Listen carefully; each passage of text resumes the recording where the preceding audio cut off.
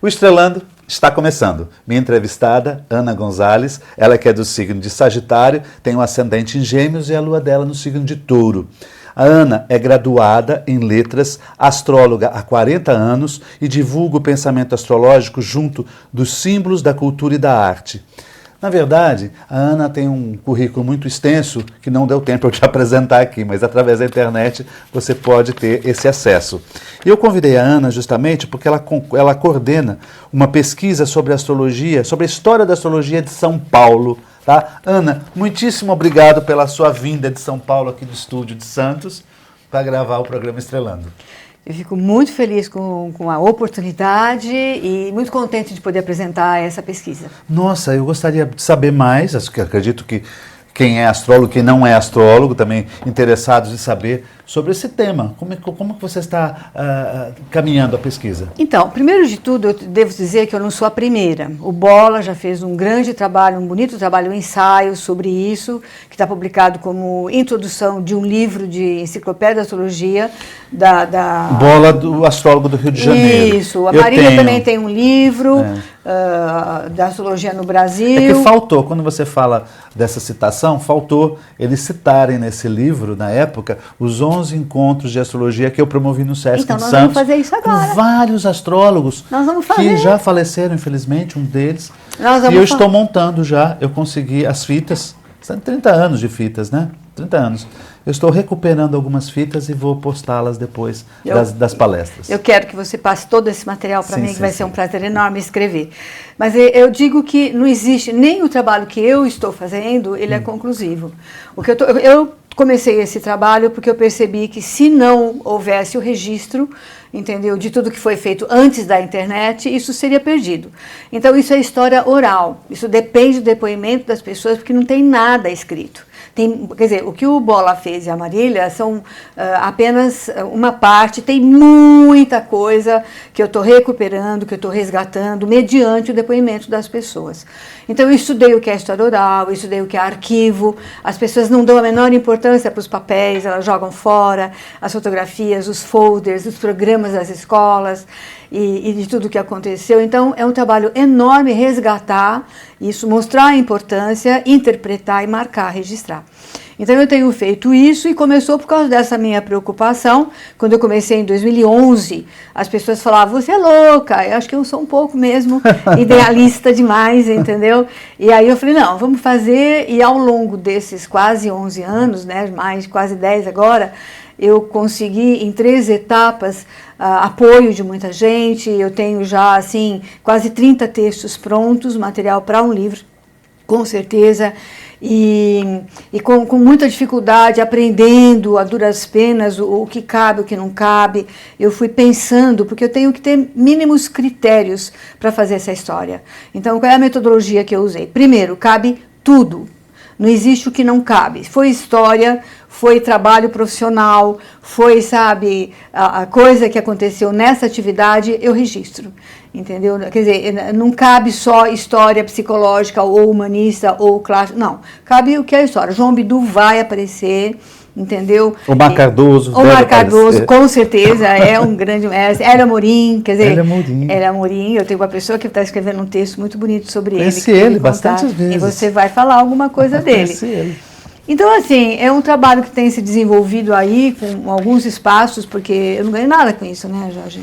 É um trabalho que nem a astrologia mundial, você faz previsão, mas não é pago para isso. Então, e é um prazer, porque cada um, eu faço isso com o maior prazer, né, de marcar e de ouvir as histórias das pessoas, e eu tenho descoberto coisas muito interessantes, né, dentro dessa preocupação de fazer as coisas imparciais. Quer dizer, eu não vou criticar ninguém, eu não vou falar, eu não vou, mesmo quando as pessoas... Só vai registrar. É para registrar, exatamente. Então, esse registro é um registro que tem aparecido com muita vida, porque eu não quero apenas registrar, eu tenho procurado contar as histórias das pessoas. As pessoas têm vivências. As pessoas, por exemplo, agora eu estou fazendo a história das escolas e eu resgatei a escola de uma pessoa que morou em São José dos Campos, agora está em São Paulo, a Inês de Paula, e ela tem uma história linda, sabe, da história dela, da escola dela, como é que foi que ela montou, a Trígono, da Regina Consolini, em São Paulo, ela conta como apareceu o momento dela escolher fazer uma escola, por que foi que ela foi fazer essa escola na vida dela. Então, as escolas estão aparecendo com vida, com a vida que está atrás. Eu acho isso muito bonito, é isso que eu estou querendo marcar. Não é uma história só registro, é uma história que tem uma vida, que a gente vai sentir como foi, né? E tem outras coisas muito interessantes aí, né? Por que você fez a opção só por São Paulo? Ah, isso é muito importante. Então, só por São Paulo, porque é a parte que me cabe. Eu vivi a minha vida toda de astróloga em São Paulo. É aqui em São Paulo que eu tenho contato com todo mundo, que eu sou capaz de ir atrás. E tem muita coisa. Agora, eu chamei muitos estados para me darem depoimentos, porque em princípio seria a história de São Paulo, mas eu não posso falar de São Paulo sem dar uma visão do Brasil. Então eu chamei todos os estados, eu mandei mensagens para o Sul, para o Nordeste, para muita gente. Eu tive a resposta de algumas pessoas. Por exemplo, a Alexei me deu um monte de material, a Mônica de Minas Gerais me deu um monte de material que está lá, a Adriane Fayette me deu um monte de material do Paraná, né? Então, assim, eu estou aberta. Agora, a Dani Rossi, mais ultimamente, me deu material de Santa Catarina. Então, assim, eu estou aberta e é para receber material de outros estados. Na medida do possível, as pessoas estão me mandando e eu vou ter esse registro. Eu acho que a gente vai fazer um livro, isso aí. Vai colocar um capítulo a mais nesse... Seria uma apresentação, tá. Entendeu? Quer dizer, a história da astrologia, o registro deve ser feito, tudo que foi feito e não tem registro vai ser marcado antes da internet, e vai haver, assim, no Brasil, como tem sido. Então, esses depoimentos que eu recebi vão aparecer, e dentro desses registros, como é que é em São Paulo. E claro que eu convido cada um dos estados a fazerem os seus registros, tá. Entende? Porque eu não vou dar conta de fazer tudo, né? Eu sei que você tem umas histórias interessantes para contar. Tenho. Né? Mas tenho. Vai ficar para o segundo bloco, tá bem? Ok. Voltamos já.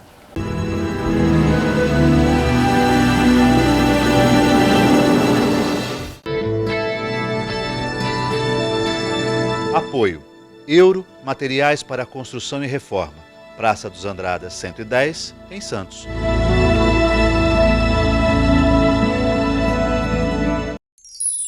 Comunicado. A Escola Santista de Astrologia está com inscrições abertas para os cursos regulares de formação em astrologia. Curso básico com turmas manhã, tarde e noite, interpretação de mapa astrológico, previsões e supervisão de mapas. A escola ainda oferece atendimento de mapas astrológicos e uma grande variedade de livros. Escola Santista de Astrologia, Rua Goitacazes, número 8. Telefone 3284-9714. Santos.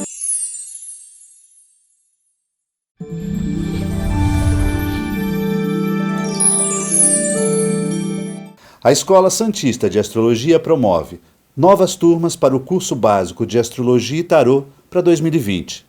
Atendimentos de mapa astrológico, previsão, sinastria, eletiva e tarô. Informações 13 3284 9714.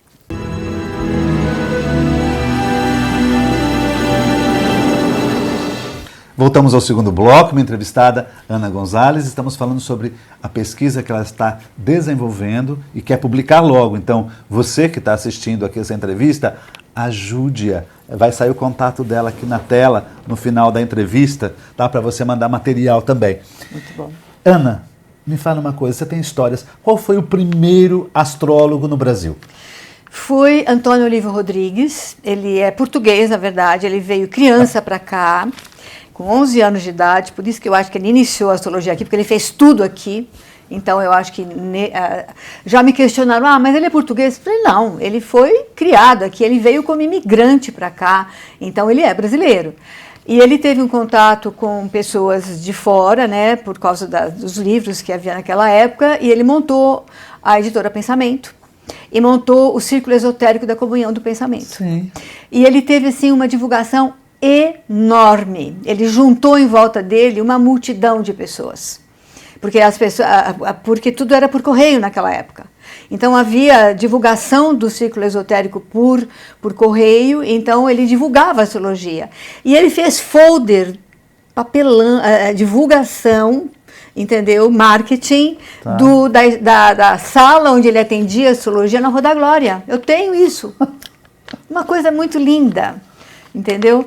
É muito estranho que eu não consegui o horário de nascimento dele, porque o círculo esotérico eles guardam essa data como um segredo, assim, por privacidade e tal, mas mesmo assim, tendo algumas outras informações, eu consegui levantar uma possível mapa dele, e o círculo esotérico e essas coisas todas que ele fez foi no retorno de Saturno.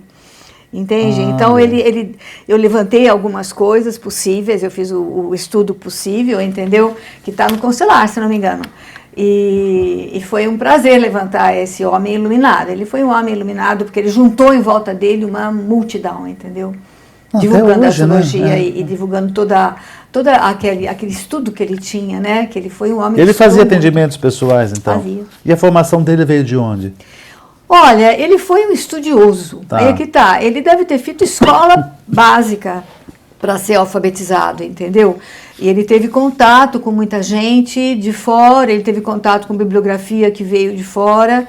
Que é o que tinha na época, né? Exatamente. Era muito difícil. Quais outras histórias que você tem? Outras histórias é a história da tecnologia, quando chegou a tecnologia. Escrever esse capítulo foi uma delícia, porque eu entrevistei umas 15 pessoas, mais ou menos, né? O Zeferino e todo mundo que estava em volta, o Facciolo, e eu consegui levantar o burburinho que foi a chegada da tecnologia, porque as pessoas que tinham acesso à tecnologia, elas se mobilizaram, elas formaram grupos de trocas, trocavam tecnologia, trocavam aqueles programas antigos, entendeu?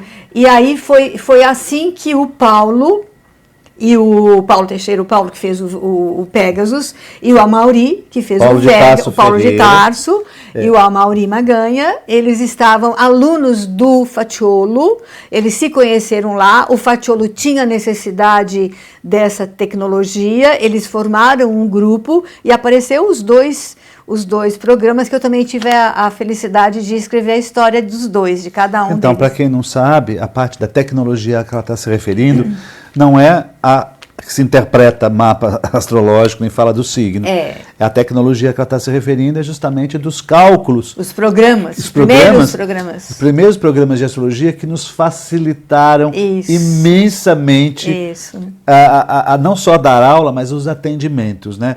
Eu faço parte desse início da tecnologia, porque eu tinha que comprar primeiro a maquininha, tinha a maquininha de calcular, não é?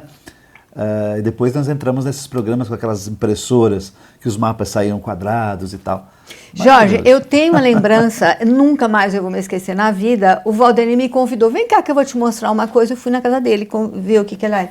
E ele pôs o programa para funcionar e me mostrou a primeira vez um programa aparecendo magicamente na tela do computador. Eu não dormia aquela noite. Um mapa astrológico. Assim, fantástico. por questões de segundos, foi uma coisa absurda. E eu registrei isso, porque foi um burburinho para você, para mim, para todo mundo. Para todo mundo, né? Foi ótimo. Qual foi a primeira publicação de astrologia? A primeira publicação foi o Antônio Rodrigues Oliveira, porque ele fez um livro, e fez um livro de teoria, e fez um livro de prática.